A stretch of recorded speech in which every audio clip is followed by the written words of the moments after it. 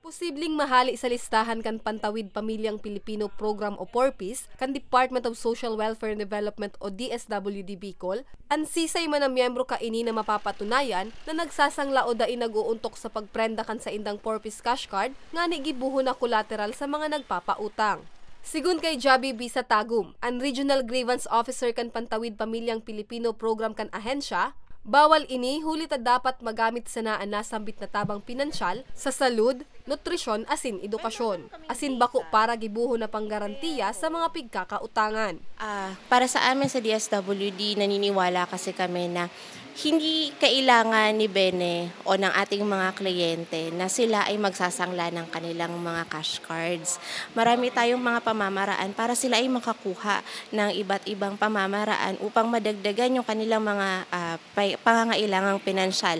Nandyan ang AIX ng DSWD, nandyan ang iba't ibang mga organisasyon, non-government agencies, and iba-iba pang mga governmental agencies na nagbibigay ng ayuda o suporta pagdating doon sa medical assistance, educational assistance at iba pang pangangailangan ng ating mga beneficiaries.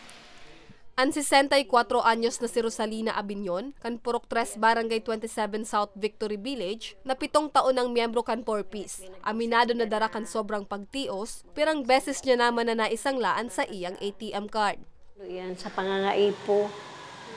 Minsan, arog sako, talaga nagsanla ako kang ATM, nagkataon na ospital so agum ko, wara akong biglang kwartang makukuha. Mapagaling niya mangutang ka kung sain, nadaig kang collateral. Kakaipuan talaga. Hindi maiwasan.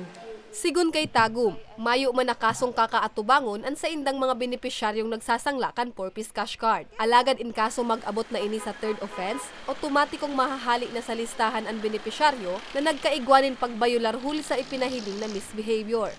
At wala silang opportunity para mag-apela ng kanilang pagiging beneficiary ng PORPIS. Kumbaga, kapag ang isang pamilya ay natag na natin bilang delisted due to misbehavior na household, wala na talaga. That's the end of the line for them. Hindi na sila natin bibigyan ng opportunity. Base sa datos kan ahensya, sa first quarter kan 2024, 301 na ang na-monitor ninda na nagsasangla nin PORPIS cash cards. 736 kan taong 2023, mantang 1,391 ang naikurit kan ahensya kan taong 2022.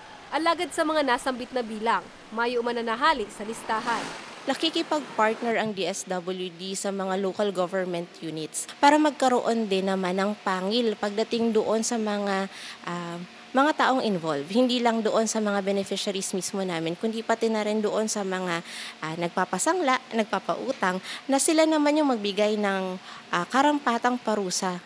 Probinsya nin Masbate ang nangingenot sa may pinakadakol na benepisyaryong nagsasangla nin PORPIS cash cards. Sinundan kan Camarines Sur, Albay, Camarines Norte, Sorsogon asin Catanduanes.